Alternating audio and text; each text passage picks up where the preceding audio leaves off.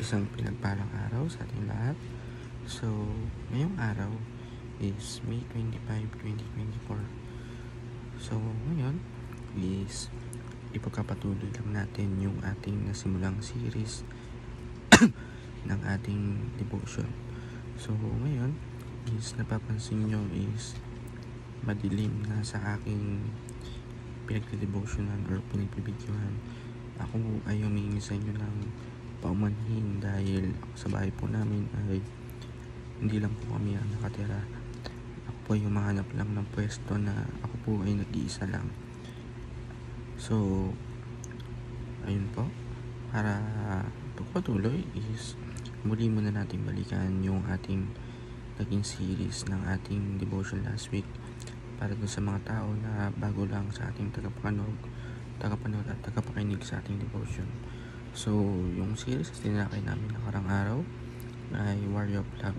So, sino bang tao or sino man yung hindi paglalaban yung pagmamahal or yung iba yung power ng love.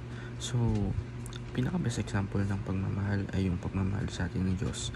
So, ang Diyos is mayroong nag-iisang anak at yun yung ibinigay or yung anak niya ay hinayaan niyang maghirap, magpako sa krus, masaktan, mamatay para lang tubusin tayo dun sa ating mga kasalanan.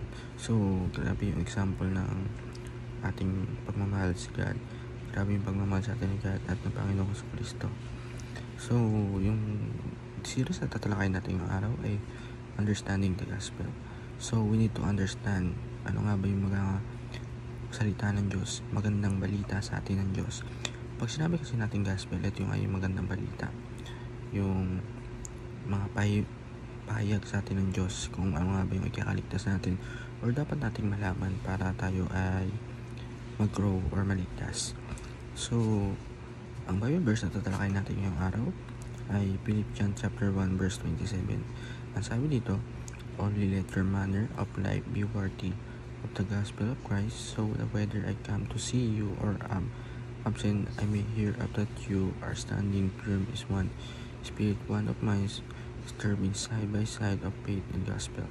So, sa Tagalog, kinakailangan mamuhay kayong karapat-dapat ng Ebanghelyo ni Kristo upang kayo ay pumunta riyan, makita kayo o hindi man makabalita o ipatungkol sa inyo na kayo ay nananatiling matatag ang isang espiritu at isang isipan, sama-sama ninyong ipagtanggol ang pananampalataya ng Ebanghelyo. So, para lumawak yung ating talakayan, tayo ay dumako sa ating teaching at application. Ang una sa ating teaching, why should we live worthy of gospel? So, number 1, we were bought not by gold, silver, but the blood of Jesus. So, ngayon nga, tayo ay hindi binili or tinubos gamit yung ginto, pila, or anumang salapi. Tayo ay tinubos gamit niya yung blood or pamamagitan ni Panginoong Kristo. Siya po ay naghirap, talagang dami sugat, pinahirapan, pinako sa krus, namatay. Dahil doon, tinubos na tayo sa ating pagkakasala. Number 2, we were given only one life and limited time here on earth. So, tayo ay merong binigyan lang ng sapat or limited lang na pamumuhay dito sa mundo. Kaya, yung pamumuhay natin yun is huwag natin sayangin. Paglingkuran at purihin natin ang Panginoon. Number 3, we were given one and only chance to participate in mission. So, sa mundong ito, meron tayong mga decision na binubuo or ginagawa. Kailangan maging wise tayo sa ating mga decision. Kailangan ay pag-participate tayo dun sa mission na binugawa ni God.